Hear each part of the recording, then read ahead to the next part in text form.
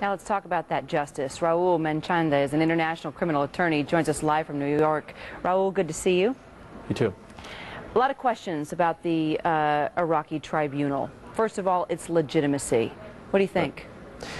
Well, I think that the defense is going to try to interpose some defenses that are all technical in nature. As we just saw from the footage, the facts of the Dujail 82 massacre are pretty easy to prove. And I think the defense is going to try to challenge the legitimacy of the tribunal.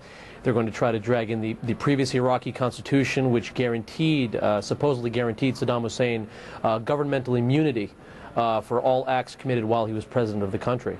And I think the challenge really at this point is going to be overcoming these procedural technical hurdles to try to get to the meat and potatoes of this case. Well, in addition to those hurdles, what about the judges? 800 judges in Iraq, right? 5 of them Correct. Selected for this tribunal.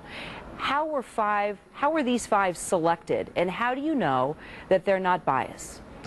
Good question. Well, the reality is that the 800 judges that we're talking about were a mixture of Shiites and Sunnis, and some of them were loyalists to the Ba'ath Party, which was Saddam Hussein's party. Some of them were not.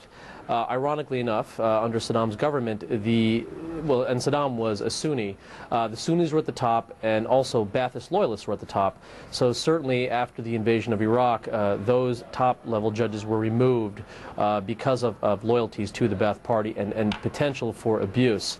The lower-level judges, or the median-level judges, were a mix, a hodgepodge, if you will, of Sunnis and Shiites, and people that had different loyalties, whether or not they were to Ba'athists or not. The judges that were picked were picked based on impartiality, non-bias, and non-allegiance to the Ba'ath Party or to the Sunni majority. Now, the judges, they're going to do the questioning. We'll hear from the defense and we'll hear from the prosecution, right? But the judges actually do the questioning. Why is that? And how do we know that Saddam won't hijack this trial like we saw with Slobodan Milosevic and the grandstanding that took place? And we saw Saddam last time in court when he just started challenging the judge and speaking up, and a lot of people thought that he sounded pretty crazy at that moment. That's correct. One of the concerns of the tribunal at this point is not to repeat the same fiascos of the Milosevic trial, where again Milosevic used the podium as a grandstand to sort of spew charades against the international community.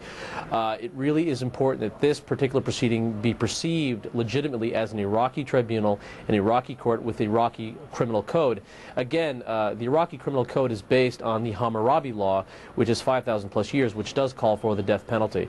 Both the United Kingdom, the U.S., and the international communities frown on the death penalty, so this is quite ample evidence that this is an Iraqi criminal proceeding. So why will the judges do the questioning?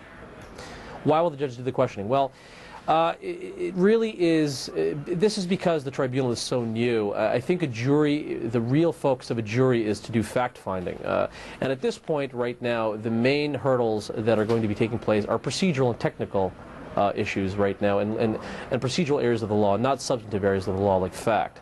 Once the facts come into play and we can actually get to the meat and potatoes of this case, you'll start to see more fact-finding, more evidence comparisons. But at this point, it's really just legal procedural issues, which judges have, the area and the expertise to be able to do so. Now, Rahul, if he's found guilty, if he indeed gets the death penalty, within the law, 30 days he is supposed to be executed. Correct. But what's the reality of that? Because he gets, what, 12 chances to appeal?